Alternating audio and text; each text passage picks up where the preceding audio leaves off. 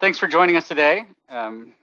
This is the monthly marketplace update and Q&A session that we have once a month to talk about the latest happenings on Amazon, Walmart, eBay, and others. We're happy to have you. We'd encourage you to ask any questions throughout. No question's a dumb question. We want to be here to help you navigate this challenging world on Amazon and other marketplaces. So we'll go ahead and get started. Today we brought you Robert Barron and Wes Beckwith, two of our senior consultants, and I think we'll have some great conversation. One of the things I wanted to kind of start out with is to make sure everybody's aware, Prosper Show is next week, March 13th through 16th. If you are not planning to attend, it's not too late to consider. It's generally considered one of the best Amazon shows each and every year. I will be there and I'd love to connect with you. So let me know if you would like to meet up. So I know that there's been a lot of happenings, as always, constant change. And one of the things I thought that we could talk through a little bit today is some of the changes to how Amazon is placing sponsored product listings on the pages, and how much more important it is now more than ever to have a really good advertising strategy, so you're able to really optimize how you're showing up and how to stand out from really crowded pages that have a lot of products that all look the same. So I thought I could take a moment to share my screen and we can talk through a couple examples with you. And guys, feel free to pull up other examples and we can share each of our screens accordingly. And while you're sharing your screen, Steve, I wanted to add to the conversation that, we've been seeing we've discussed it, the cost per click and how much, that has gone up over the last, 18 months. So I think that's a good thing, a good factor to kind of, think about as you're looking at these search result pages, is that, everyone's paying a little bit more in a cost per click. At least for these popular, traffic keywords. It's very true. Very true. It is now more critical than ever to advertise, but your costs are higher than ever. So you really have to be smart about everything you do. And that's one of the reasons why it's important to understand, what are we dealing with? What are the placements that we should be buying? One of the things that we always recommend is be on the forefront of every new placement available, because if you are not capitalizing on a new ad module that has been launched, you're losing out on potentially very inexpensive placement, because not everyone has jumped on the bandwagon yet. So there's not as much competition, which means your bid amounts are generally going to start out much lower. So there was an example from Marketplace Paul's that showed just how drastic the sponsored placement is versus organic. So that'd be helpful to walk through that and just show you how much of this, on an average search page is sponsored these days. So if we look at the top of this page, sponsored brand ad, this is a customized brand ad. It's only showing 2 products and a link to their website or their store page. Then we've got 4 sponsored products. And by the way, this differs based on every category. So it tends, in my opinion, it tends to be on the more competitive categories. They have more sponsored placements than non-competitive categories, because Amazon wants to capture as much revenue from high velocity, highly competitive categories, pages or search results. So then we've got, in this case, some organic listings. We've got some more organic listings. And then we've got an intermix here of 3 different sponsored listings. A break with some organic. Again, more sponsored listings layered in between, 3 right here in a row. So it's 3 up above in the middle, 3 below in the middle.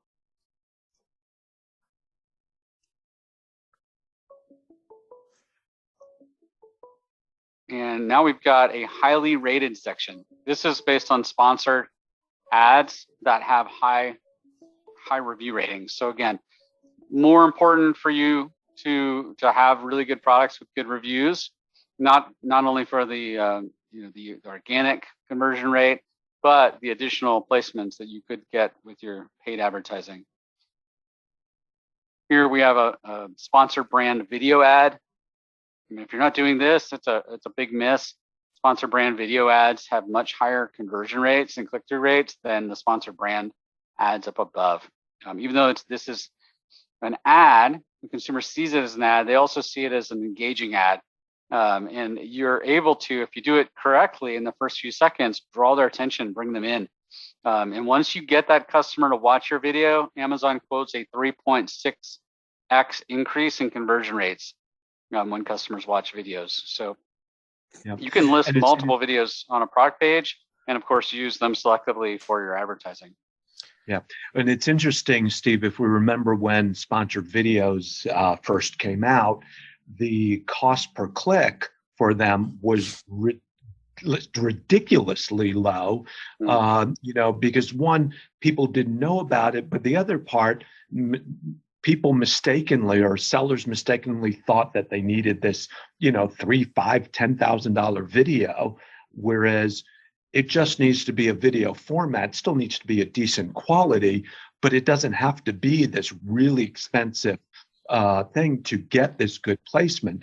Unfortunately, now those cost per clicks have gone up because people know about it and they use it. But it lasted for an unusually long time that those costs were much lower. I will say though, so I've got two things I want to say about that. One, Steve, you and I were at the ManyChat Conversations conference a while back, and it was Zuckerberg's sister who came out and spoke to us. She actually started and created Facebook video product, but she kept driving home the fact that she really wanted to convey, you don't use a smartphone. You don't have to have a red camera or some kind of a high, expensive camera to, high quality video. And the more I've thought about it since then to now, I tell my clients all the time, it's the YouTube generation. People are on YouTube and those videos are not polished. They're shot. Yes, they're edited. I'm not saying don't edit, but you don't need a Hollywood team to do this.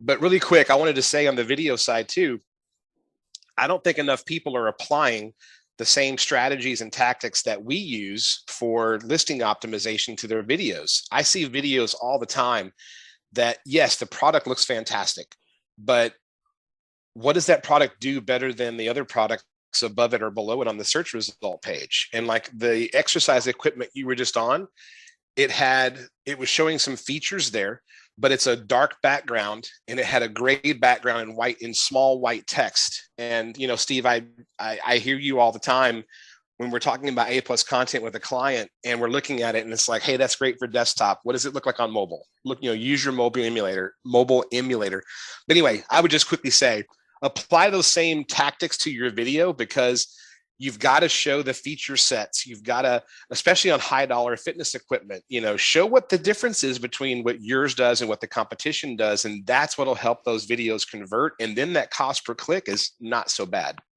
Yep. Yeah. And my only thing that I'll say, and everybody will agree with this, is get right into the product there. Oh, please. Thank you.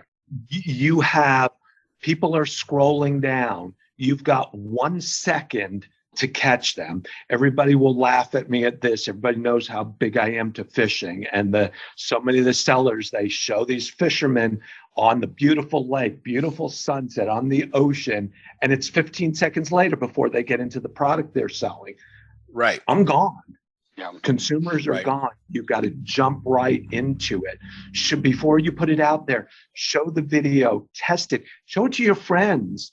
Say, will this grab you? You don't have to do a professional marketing, thing. Show it to a few people there before you put it out there. It'll make all the difference.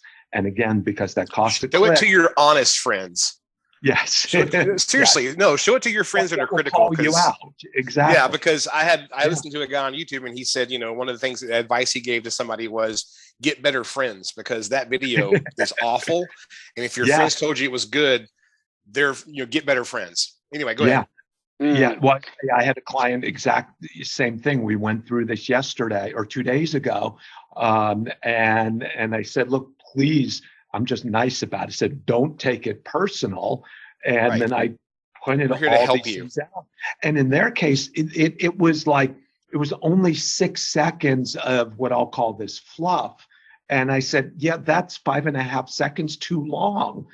This is where the video needs to start." Right. With it. And they didn't take it personally. That's what they hired us for, Sure. for it. So those little things make all the difference. It will make the difference in your sales and more, or just as important, your cost of your advertising. Exactly. That's a good point. Wes, you mentioned about the fact that the video doesn't have to have a lot of frills. It also doesn't have to be a video. You can turn flat file images into a video. So I want to show you this example of utilizing flat images like you see right here and turning them into a video to highlight key features. So this should be done in conjunction with everything else, infographics, A+ content, etc. But watch this. This is something that draws you into, is this what you're looking for? And then immediately get to the points of the product, zoom in, show them features. Again, high production videos are great, but it's not feasible for you to do it on every product. I'd rather see a simple video like this that basically walks you through what you're getting than I would, a high quality video on a small handful of your products. Right. Exactly. Steve, correct me if I'm wrong, but that video was a few $100s to make, not a few $1,000s to make. Exactly. Yep. This is a very simple video. It would cost less than $300 to make this type of video. So as to where if you were to have a high production video, you'd be looking at $3,000 to $5,000 for most high production videos. And 3 to 5 months. 300. Emphasize that was $300 to make that video. Well, exactly. And that's a video that you could use on the detail page and as a video ad. Right. Yep. And on the storefront for that matter. Absolutely. Yep. $100 per placement. That's not bad. Yeah, no, it's really money well spent because it's giving you higher conversion rates on your product pages. It's giving you a place to get advertising at a lower cost on search result pages. It's giving you engaging content on your storefront, just like you mentioned. It's accomplishing multiple things for one production of a very simple video. Again, that was done with no assets other than pictures, a handful of pictures. So it's certainly doable, and I'd recommend you look at how do we do that for all of our products. And you can even start with a branded video. It wouldn't be something I'd recommend for this placement, but having a brand video across all of your products to help give confidence into why your brand it should be trusted, why it's not a Me Too Chinese factory that's selling the product. It's a brand that's invested into making sure their customers are satisfied, that you've got good quality products, good warranty, you stand behind your products, etc. That may be a first venture for you, and then roll out product specific videos from there.